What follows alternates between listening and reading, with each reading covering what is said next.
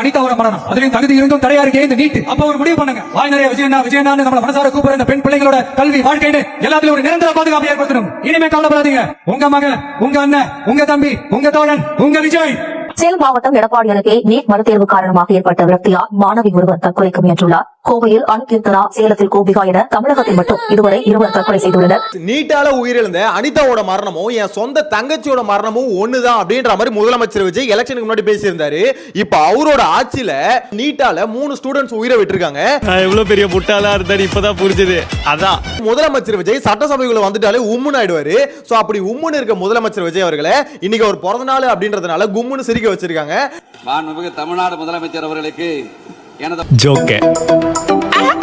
முதலமைச்சர் விஜய் அவர்களை கேலி பண்ண வீடியோ வந்து வைரல் ஆனதால சட்டசபையில வந்து இதுக்கப்புறம் அப்படி பண்ணக்கூடாதுன்னு சொல்லிட்டு ஒரு பெரிய வார்னிங் கொடுத்திருக்காங்க. செய்த முகபாவனைகள் மற்றும் சைகை மொழிகள் பேசியவை கடந்த 2 நாட்களாக சமூக வலைதளங்களில் ஊடகங்களில் வேகமாக பரவி வருகிறது. அது என்ன மேட்டர் அப்படின்றதையும் பார்க்க போறோம். நெக்ஸ்ட் தாவேகாவோட அமைச்சர்கள், எம்எல்ஏக்கள் இவங்களுக்கு எல்லாம் பாத்தீங்கன்னா தமிழ் தான் ஒழுங்கா வரல அப்படின்ற மாதிரி பார்த்தா கணக்கும் ஒழுங்கா வரல அப்படின்ற மாதிரி தான் சொல்ல தோணுது.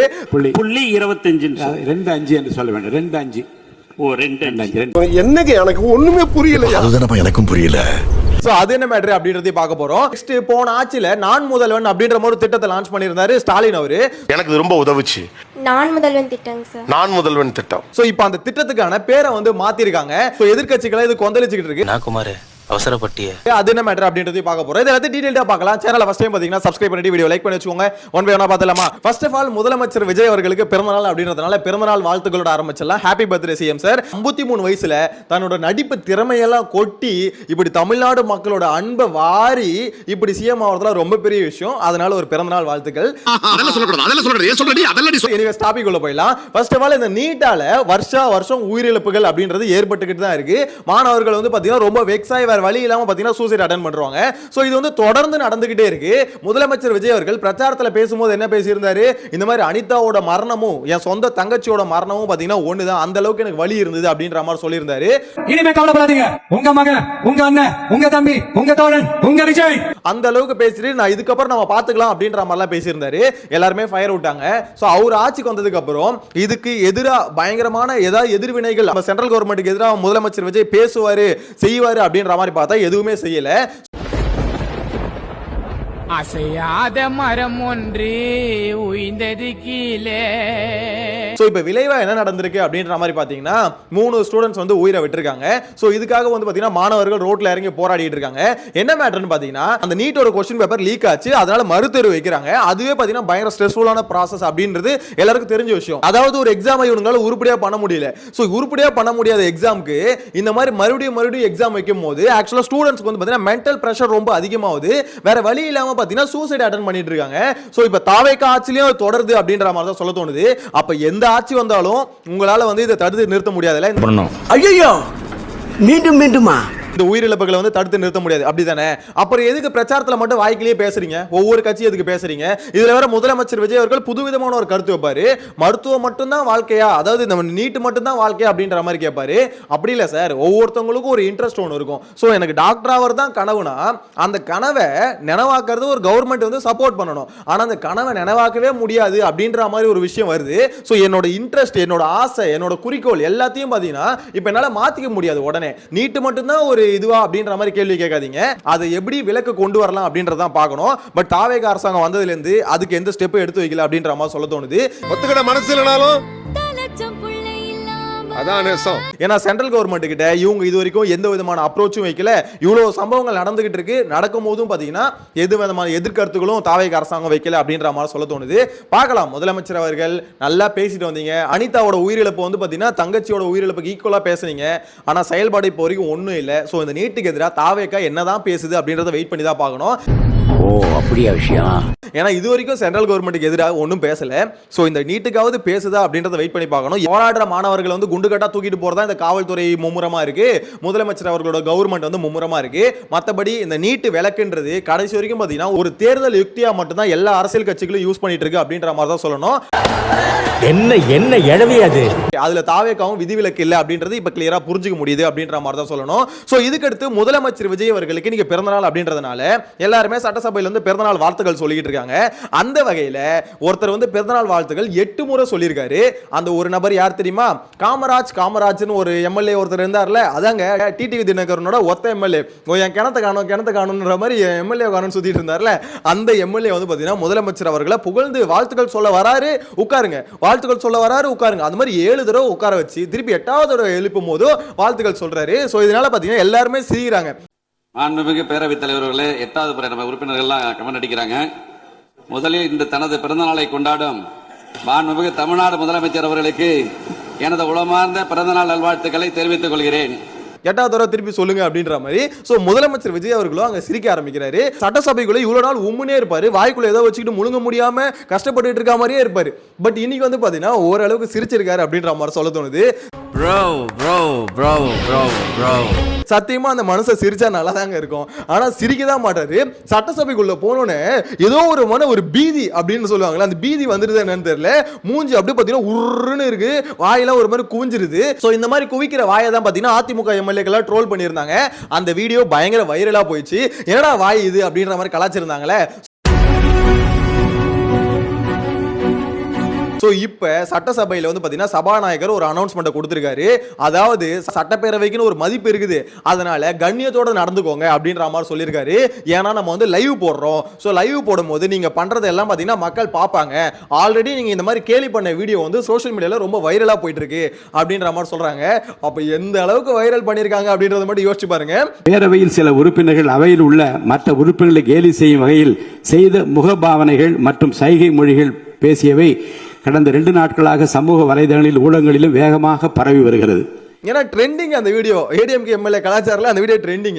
இங்க பிரச்சனை என்னன்னா, நம்ம வந்து லைவ் போடுறோம், லைவ் கட் பண்ண போறதில்ல, அதனால நீங்க கொஞ்சம் கண்ணியமா நடந்துக்கோங்க அப்படின்ற மாதிரி சொல்றாரு. ஏன் அப்போ வந்து முந்தானேத்து கட்டாச்சு அப்படின்றதான் கேள்வி. ஆக்சுவலா நீங்க லைவ் போட்டிருந்தா கூட யாரும் இந்த அளவு உன்னிப்பா கவனிச்சிருக்க மாட்டாங்க. நீங்க லைவ் கட் பண்ண வெறியில தான் என்னடா கண்டென்ட் கிடைக்கும்னு யோசிச்சுட்டு இருந்தாங்க. அவரோட ரியாக்ஷன் மாட்டிக்கிச்சு அப்படின்ற மாதிரி தான் சொல்லணும். இது என்னடா கான்செப்ட்? ஆனா அன்னைக்கு நீங்க லைவ் கட் பண்ணாம இருந்தா எக்கச்சக்கமான கண்டென்ட் வெளியே வந்திருக்கும். லைவ் கட் பண்ணியே இவ்வளவு வருதுன்னா அப்ப அன்னைக்கு லைவ்ல நடந்த சம்பவங்களை வெளியே வந்ததுன்னு வச்சுக்கோங்களேன். நாம யாரெல்லாம் சூஸ் பண்ணி சட்டசபைக்குள்ள அமைச்சிருக்கோம் அப்படின்றத மக்கள் வந்து பாத்தீங்கன்னா பார்த்து புரிஞ்சு தெரிஞ்சுக்கிட்டு இருப்பாங்க அப்படின்ற மாதிரி தான் சொல்ல தோணுது. பிரேமலதா விஜயகாந்த் அவங்க வந்து வாட்டர் பாட்டில் வைக்கணும் அப்படின்ற மாதிரி அவங்க கோரிக்கை வைக்கிறதும், ஓபிஎஸ் எந்திரிச்சு வாட்டர் பாட்டிலாம் வச்சா கோவத்தில் யார் மேல தூக்கி அடிச்சிருவாங்க அப்படின்ற மாதிரி சொல்றதும், சோ ஆளுங்கட்சி எதிர்கட்சி எல்லாம் பாத்தீங்கன்னா அதுக்கு உளுந்து சிரிக்கிறதும் ஒரே பாத்தீங்கன்னா அப்படியே குஷியா இருக்கு சட்டசபையே அப்படின்ற மாதிரி தான் சொல்ல தோணுது. வந்து குடி தண்ணீர் வச்சிடலாம், குடிச்சிட்டு அவங்கவுங்க இடத்துல அவங்கவுங்க வச்சிட போறாங்க. அந்நியார் அவர் ஒரு நல்ல கருத்தை இங்கே சொல்லியிருக்கிறார்கள். அந்த கருத்து ஏற்புடையது அல்ல என்பதை நான் தெரிவித்துக் கொள்ள கடமைப்பட்டிருக்கிறேன்.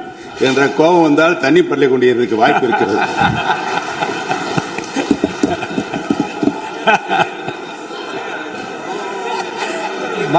சட்டசபையில பேச வேண்டிய விஷயமா இதெல்லாம் சட்டசபையில பேச வேண்டிய விஷயம் இல்ல. தமிழ்நாட்டு மக்களுக்கு எவ்வளோ பிரச்சனை இருக்கு தமிழ்நாடு ஃபுல்லா. ஆனா இவங்க வந்து வாட்டர் பாட்டில் வைக்கணும்ன்றது ஒருத்தரும், அதுக்கடுத்து பார்த்தீங்கன்னா வாட்டர் பாட்டில் வச்சா தூக்கி அடிச்சிருவாங்கன்ற ஒருத்தரும், அது முதலமைச்சர் உட்காந்து சிரிக்கிறதும். டேய் என்னத்த சொல்றதுனே தெரியல. தமிழ்நாடு சட்டசபையில நீங்க பேசுறதுக்கு வாய்ப்பு கிடைக்குதுல்ல, அது வந்து ரொம்ப பொன்னான வாய்ப்பு. அதுல மக்களுக்கு இருக்கிற பிரச்சனையை, ஒவ்வொருத்தருக்கு கிடைக்கிற வாய்ப்பையும் மக்களுக்கு, அந்தந்த தொகுதி மக்களுக்கு இருக்கிற பிரச்சனையை நீங்க பேசுங்க. ஏன்னா அதுக்கு தான் உங்க தொகுதியில் உங்களுக்கு ஓட்டு போட்டிருக்காங்க. அந்த ஓட்டு போட்ட மக்களுக்கு பிரச்சனையே இல்லைன்னா நீங்க இந்த பிரச்சனையா எடுத்து பேசலாம். தமிழ்நாடு மக்கள் எல்லாம் பாத்தீங்கன்னா ரொம்ப ஆனந்தமா வாழ்ற மாதிரியும், எந்த பிரச்சனையுமே தொகுதியில் இல்லாத மாதிரியும், அங்க போயிட்டு வாட்டர் பாட்டில் வைங்க, அதை எடுத்து அடிச்சிடுவாங்க, என்னடா இதெல்லாம் பேச்சு அப்படின்ற மாதிரி தான் சொல்ல தோணுது. இதை பத்தின உங்களோட கருத்தை மறக்காம கமெண்ட்ல மென்ஷன் பண்ணுங்க. இதுக்கப்புறம் ரொம்ப முக்கியமான விஷயம், டிவிக்கு அமைச்சர்கள் இருக்காங்களே, குறிப்பா ஆதவ அர்ஜுனா முதலமைச்சர், சோ அதுக்கடுத்து என் ஆனந்த், இவங்க எல்லாம் பேசும்போது தமிழ்லயே பாத்தீங்கன்னா தத்தகா பொத்தகா தான் போகும். அது எல்லாருக்கும் தெரிஞ்ச விஷயம் தான். கரெக்டா? ஆக்சுவலா நீர்வளத்துறை அமைச்சர் என் ஆனந்த் வந்து பாத்தீங்கன்னா இந்த காவேரி மேகதாது இஷ்யூ விஷயமா பேசிட்டு இருக்காரு. அதாவது பார்த்து படிச்சுக்கிட்டு இருக்காரு.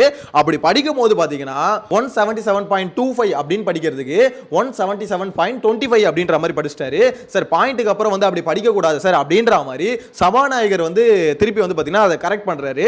சோ இப்போ எல்லாமே அந்த வீடியோ கீழே கமெண்ட்ஸ்ல என்ன போட்டுட்டு இருக்காங்கன்னா, தமிழ் தான் பிரச்சனைன்னு பார்த்தா மேக்ஸும் ரொம்ப பிரச்சனையா இருக்கும் போல இருக்கு அப்படின்ற மாதிரி கேட்டுக்கிட்டு இருக்காங்க. 125க்கு பதிலா 177.25 என்று சொல்ல வேண்டும். 25 அதை அப்படி எடுத்துக்கொள்ளலாம். எனக்கு என்னன்னா அமைச்சர்கள் ஆகட்டும், சுகாதாரத்துறை அமைச்சர் கூட இந்த மாதிரி படிக்கும் போது அவரும் தப்பு பண்றாரு. பிரச்சனைனா பார்த்து படிக்கும் போது ஏன் இவ்வளவு தப்பு வருது? நீங்க பார்க்காம படிச்சு ஏதாவது ஒரு மிஸ்டேக் வாய் வந்து உளறி வந்துருச்சு அப்படின்ற மாதிரி சொல்லலாம். பார்த்து படிக்கும் போதே மிஸ்டேக் வருது. படிடா. இந்த இடத்துல முதலமைச்சரும் தப்பு பண்றாரு, அமைச்சரும் தப்பு பண்றாங்க, எம்எல்ஏக்களும் தப்பு பண்றாங்க. என்னன்னா தமிழ்நாட்டுல தமிழ் படிக்க தெரிஞ்ச அமைச்சர்கள் எம்எல்ஏக்கள் இல்லையா? இல்லை, எனக்கு புரியலையே. அப்படி யாரும் இல்லவே இல்லைங்களா? தமிழ்நாடு மக்கள் யாரெல்லாம் சூஸ் பண்ணி இன்னைய நாள் வரைக்கும் அனுப்பிட்டு இருக்கீங்க அப்படின்றத கொஞ்சமாவது புரிஞ்சுக்கோங்க. கடைசி வரைக்கும் பார்த்தீங்கன்னா நோட்டுக்கும் ஃபேமுக்கும் ஓட்டு போட்டுட்டு இருந்தா இதுதான் நிலைமை அப்படின்ற மாதிரி சொல்ல தோணுது. தமிழ்நாட்டில் சட்டசபையில் போயிட்டு தமிழை பார்த்து படிக்க தெரியல, பேசிக்கான ஒரு விஷயங்கள் கூட தெரியல. ஆனா இவங்கெல்லாம் பாத்தீங்கன்னா பெரிய பெரிய பொறுப்புல வந்து மக்கள் தூக்கிட்டு போயிட்டு உட்கார வைக்கிறாங்க. இது வந்து ஆளுங்கட்சி எதிர்கட்சி எல்லாரையும் சேர்த்தா சொல்றேன். மக்கள் தயவு செஞ்சு ஓட்டு போடுற எம்எல்ஏ யாரு, அவங்க என்ன படிச்சிருக்காங்க அப்படின்றதெல்லாம் கொஞ்சம் பார்த்து ஓட்டு போடுங்கயா. கடைசி வரைக்கும் இப்படியே போட்டுட்டு இருந்தீங்கன்னா நாடு நாசமா போயிடும் அப்படின்ற மாதிரி தான் சொல்ல தோணுது. அவன் இன்னும் திருந்தலமாமா. இங்க எல்லாமே அதிகாரிகள் வந்து ஒரு கவர்மெண்ட்டை ரன் பண்ணிக்கிட்டு தான் இருப்பாங்க.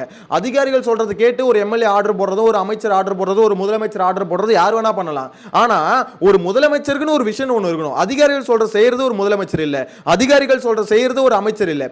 முதலமைச்சருக்குன்னு ஒரு விஷன் இருக்கணும், எப்படி அதை பண்ணலாம் அப்படின்ற நாலேஜ் இருக்கணும். இது கூட ஒரு அடிஷனல் இன்ஃபர்மேஷன் அமைச்சர் கீர்த்தனா சொல்லியிருக்காங்க. 25 கம்பெனிகள் வந்து பாத்தீங்கன்னா திமுக ஆட்சியில 5 வருஷத்துல வந்து பாத்தீங்கன்னா தமிழ்நாட்டை விட்டு போயிருச்சு அப்படின்ற மாதிரி சொல்லியிருந்தாங்க. 25 கம்பெனி போச்சு 5 வருஷத்துல, 25 கம்பெனி போச்சு. சோ பாத்தீங்களா, அவங்களாம் நம்மளை பார்த்து கேள்வி கேட்கறாங்க அப்படின்ற மாதிரி சொல்றாங்க. கரெக்ட் அமைச்சர் கீர்த்தனா அவர்களே, நீங்க எதுக்கு திமுக கூட கம்பேர் பண்றீங்க? திமுக 5 வருஷத்துல அவங்க ஆளும்போது 25 கம்பெனி வந்து வெளியே போயிடுச்சு. ஏன்னா அது தீய சக்தி. உண்மையிலே திமுக ரொம்ப கேவலமா தான் ஆட்சி செஞ்சது. மக்கள் வந்து யாரும் சந்தோஷமா இல்ல, கஷ்டப்பட்டு தான் இருந்தோம். அதனால திமுக எல்லாம் கழுவி ஊத்திட்டு இருந்தோம். சோ அப்படின்னும் போது அவங்க ஆட்சியில வந்து 25 கம்பெனி போயிடுச்சு. நீங்க வந்து 30 நாள்ல 4 கம்பெனி ஆந்திராக்கு போயிருக்கு அப்படின்ற ஒரு கேள்வி வந்து எல்லாம் கேட்கும் போது அதுக்கு இவங்க பதில் சொல்லாம திமுக ஆட்சியில வந்து பாத்தீங்கன்னா 25 கம்பெனி போயிருச்சு, டிவிகேக்கும் டிஎம்கேக்கும் எந்த டிஃபரன்ஸும் இல்ல அப்படின்ற மாதிரி சொன்னாங்களா, அது இதுதான். டிவிகேக்கும் டிஎம்கேக்கும் போட்டின்னு சொன்னாங்களா, அது இதுதான். நீங்க அதிக கம்பெனியை வந்து தூக்கி கொடுக்குறீங்களா, நாங்க அதிக கம்பெனி தூக்கி கொடுக்குறீங்களா அப்படின்ற போட்டி தான் போயிட்டு இருக்கு. எனக்கு புரியலையே, எதுக்கு டிஎம்கே கூட கம்பேர் பண்ணிட்டு இருக்கீங்க? ஆதவர்ஜன் என்னன்னா டிஎம்கே கூட கம்பேர் பண்றாரு, நீங்க என்னன்னா டிஎம்கே கூட கம்பேர் பண்றீங்க. ஃபுல்லா டிஎம்கே கூட எதுக்கு பாஸ் கம்பேர் பண்றீங்க? டிஎம்கே வந்து பாத்தீங்கன்னா உண்மையிலேயே ஒரு தீய சக்தி. அந்த தீய சக்தி வந்து நாட்டை வந்து 5 வருஷம் நாஸ்தி பண்ணிட்டு போயிடுச்சு. அப்படினே இருக்கட்டுமே, அது உண்மைதான் இல்லைன்னு சொல்ல, அப்படியே இருக்கட்டுமே இவங்க சொல்ற மாதிரி. சோ அப்படி இருக்கும்போது அப்ப நீங்க எதுக்கு அவங்க கூட கம்பேர் பண்றீங்க? நீங்க தூய சக்தி தானே. தூய சக்தி ஆட்சிக்கு வந்ததுக்கு அப்புறமா 1 மாசத்துல எதுக்கு இத்தனை கம்பெனிக்கு ஆந்திராவ போகுது? அப்ப நீங்க தூய சக்தி இல்லையா?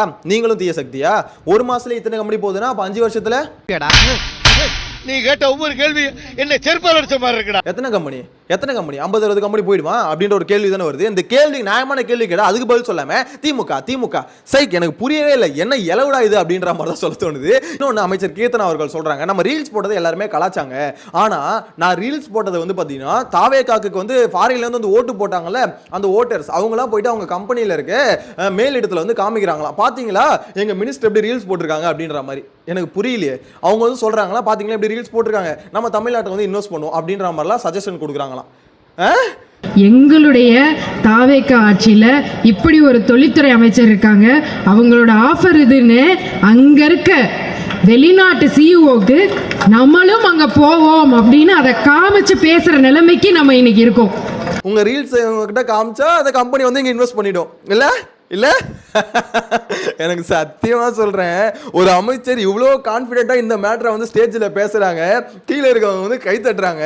டேய் எப்பா என்ன பேசினாலும் வந்து விசில் அடிப்பீங்களாடா அப்படின்ற மாதிரி தான் சொல்ல தோணுது.